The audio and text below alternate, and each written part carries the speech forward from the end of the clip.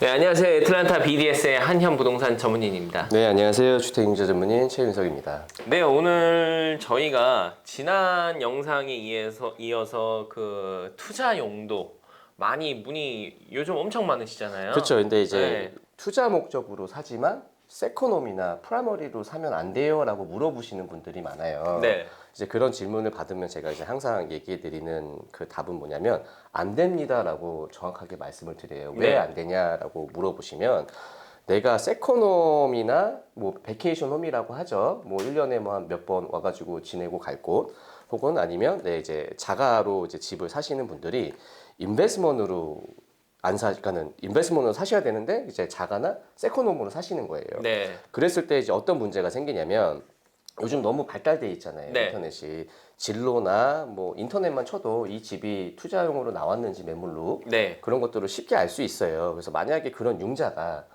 감사에 걸려서 감사를 진행하게 된다 그러면 인터넷까지 다 뒤져요. 네. 뒤지기 때문에 내가 그러니까 거주 목적으로 사는 집이 아니라 이 투자용으로 사용이 되고 있네라고 이제 간주가 되면 네. 이게 굉장히 위험한 어큐펀시 프라우드로 되는 거예요. 네. 그래서 벌금도 굉장히 세죠. 벌금뿐만이 아니라 이게 페더럴 러기 때문에 네. 굉장히 위험한 네. 또 순간이 있을 수도 있어요. 이런 그쵸. 상황이 온다면은 그분 입장에서는 이제 페이오프를 하거나 네. 재융자를 통해서 다른 데로 꼭 나가야 되는 그런 좀 복잡하고 네. 위험한 일들이 생기기 때문에 이 집을 사실 때는 투명하게 사시는 것이 제일 중요한 것 같아요. 예, 안 그래도 예전에 한번 이런 얘기도 비슷한 것도 한번 사례를 들어봤는데 네. 이렇게 손님이 이렇게 그 투자용으로 사실 목적이었는데 뭐 거주용으로 어플리케이션은 이제 본인이 그렇죠. 거주하겠다 예. 해가지고 나중에 이게 문제가 돼가지고 은행에서 우리는 이런 이유 때문에 페이오프를 지금 당장 해라. 그렇죠. 예, 그게 이제 이렇게 발생이 되는 전문용어로 사례도 바이백인 거죠. 네, 네. 그래서 바이백 요구가 네. 들어와가지고 네 그렇게 심각한 문제가 있는데 그래서 오늘은 이런 투자 주택 그렇죠. 많이 이제 융자에 관련해 가지고도 문의가 많이 오시는데 그렇다면 투자용으로 사실 때랑 거주용으로 사실 때 융자에서는 절차가 어떻게 되고 어떤 서류가 어떤 과정이 좀 틀린지 한번 오늘은 영상을 준비해 봤어요. 네.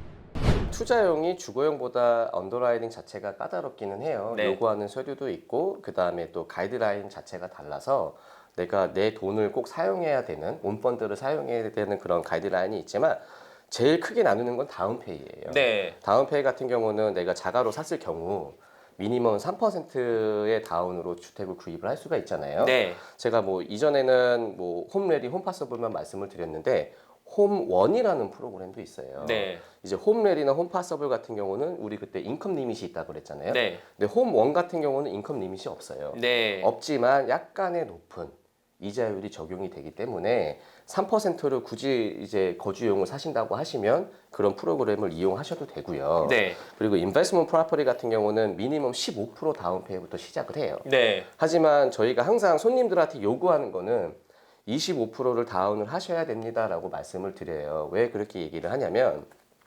15%와 20%와 25%는 이자가 일단 다르고요. 네. 그 다음에 몰게지 인슈런스 부분 같은 경우도 굉장히 내가 프라이머리로 사는 것보다 더 높게 이제 레이시 나오고, 네. 그 다음에 그 20%와 25%도 또 이자가 달라요. 네. 이자가 다르기 때문에 좋은 이자에 좋은 프라이싱을 받으려면 25% 정도는 다운페이를 하셔야 네. 좋은 조건으로 융자를 받으실 수가 있고요. 네. 이 15%가는 20%와 25%가 이자 차이가 꽤 커요. 네. 어느 정도로 크냐면 0.5에서 0.87%가 더 높기 때문에 플러스 이제 디스카운트 포인트가 또 발생이 돼요. 추가 비용이 그렇죠. 디스카운트 포인트가 발생이 되는 건 뭐냐면 인베스터한테 나오는 프라이싱 자체가 안 좋기 때문에 네. 마진이 들어갈 수밖에 없는 거예요. 그렇기 때문에 이제 더 높은 비용으로 결국에는 클로징을 하시는 거거든요. 이제 그런 걸 따졌을 바에는 이제 한 5% 정도 더 다운하시고 네. 좋은 이자와 좋은 비용으로 클로징을 하시는 게 제일 좋다고 생각이 되고요. 네. 그 다음에 이제 그 제일 크게 다른 거는 그러니까 투자용과 거주용의 다른 그 또 가이드라인 중에 하나가 그 왜 만약에 그러니까 거주 목적으로 사면 가족이나 친인척한테 이제 다운페이를 양도를 받아도 되잖아요. 네, 이제 기프트머니라고 하죠. 기프트머니라고 네. 하죠. 그럼 기프트머니가 이제 가능은 한데 투자용 같은 경우는 가능하지가 않아요. 본인 돈으로 다 그렇죠. 다운페이를 하셔야 되네요. 본인 온 펀드로 다운페이를 하셔야 되고 플러스 6개월치의 리저브도 필요가 하신 거죠. 그러니까 이제 그 저희가 계산을 해드릴 때는 투자용 목적을 계산을 하시는 분들은 좀 꼼꼼하게 계산을 해드려요. 왜냐하면 나중에 가서 리저브가 좀 모자라면 안 되기 때문에. 네. 그래서 클로징 코스트와 다운페이 플러스 6개월치의 페이먼을 좀 넉넉하게 계산을 해드려서 그 숫자, 그러니까 그 펀드의 그 금액만 맞는다고 하면 진행이 가능하신 거죠. 그래서 이게 굉장히 중요한 게 어떤 분들이 아직 돈이 준비가 안 됐어요. 네. 근데 뭐 자격 조건은 다 되세요. 돈만 빼고. 네. 그래서 이제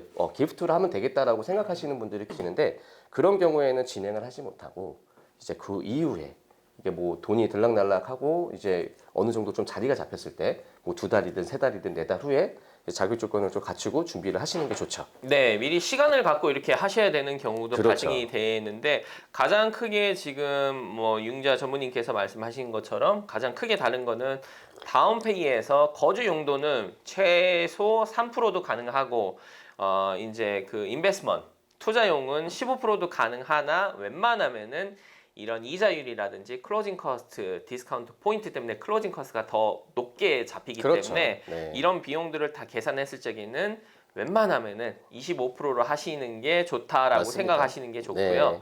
그 다음에 이런 다운페이 같은 거는 기프트머니 처리가 안 됩니다. 그래서 거주용 같은 경우는 기프트를 받으실 수 있지만 가족이나 친척한테 이런 투자용 같은 경우는 온 펀드 그래서 그 본인 자가 금액으로 이제 이런 기프트 처리가 안 되기 때문에 펀딩이 다 준비가 돼 있으신 상태에서 이제 시작이 가능하다고 말씀하시고 네, 여기서 좀 좋은 팁을 드리면 부부간의 어카운트를 따로 쓰시는 분들도 계시잖아요. 네. 간혹가다 그런 분들이 계시거든요.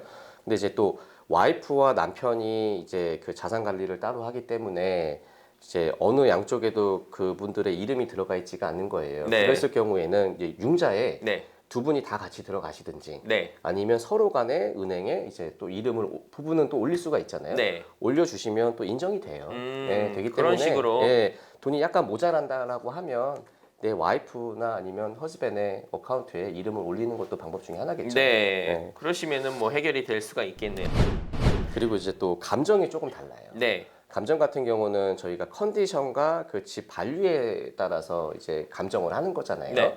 하지만 그 투자 목적인 경우에는 그 렌탈 인컴도 이제 감정을 하게 돼 있는 거예요. 수입으로 인정을 해주기 그렇죠. 때문에. 수입으로 인정을 해주기 때문에 이 동네에는 얼마의 렌탈 인컴에 형성이 되어 있는지를 이제 그 감정사가 감정을 하게 되어 있는데 간혹 가다가 감정 그 렌탈 인컴에 1,500불 to 2,000불이라고 써 있는 경우가 있어요. 애매하게. 애매하게. 네. 그런 경우에는 낮은 숫자를 쓰기 때문에 그 점을 유의를 하시고요. 만약에 그 렌탈 인컴을 따로 감정을 안 해도 되는 조건은 또 하나가 있어요. 그게 뭐냐면 테넌트가 세입자가 이미 정해져 있는 거예요. 네. 그러니까 뭐 예를 들어서 내가 이 집을 계약을 했는데 테넌트가 생길 수도 있잖아요. 바로 뭐 우리가 광고를 하니까. 그죠? 그랬을 경우에 클로징 시점에 맞춰서 여기에 렌탈 인컴은 감정사는 한 1,500이라고 했지만 내가 실질적으로 계약을 한 거는 2,000불이에요. 그러면 2,000불에 75%를 인정해 준다는 거죠. 이렇게 방금 말씀하신 것처럼 그 감정사가 하는 과정이 조금 틀린 게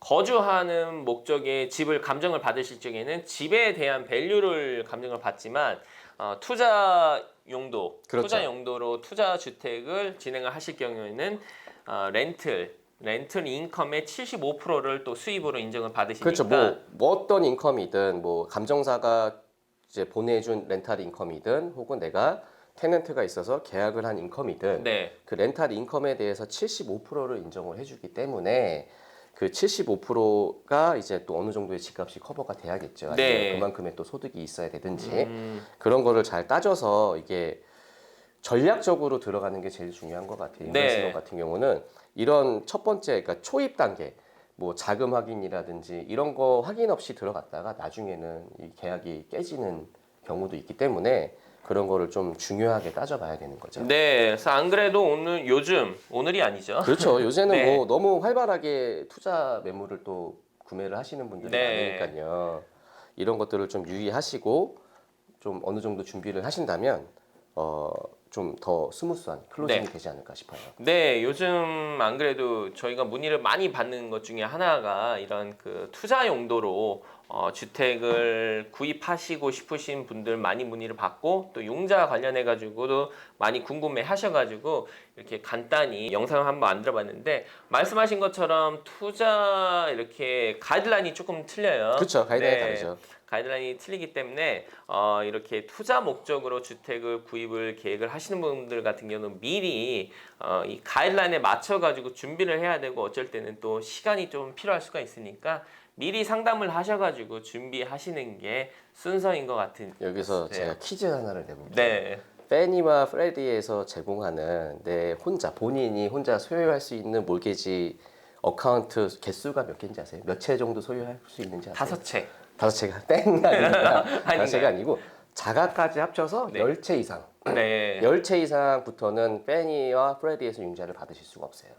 없기 때문에 우리가 이제 난 QM으로 받으시는 거예요. 난 QM 같은 경우는 뭐 20채, 30채 상관없는 그런 은행들도 있기 때문에 네. 이제 내가 본인이 내 자가까지 10채 이상인데 투자를 못 하셨다. 그런 분들은 이제 난 QM을 통해서 또 융자를 받으실 수 있는 그런 새로운 방법이 또 있습니다.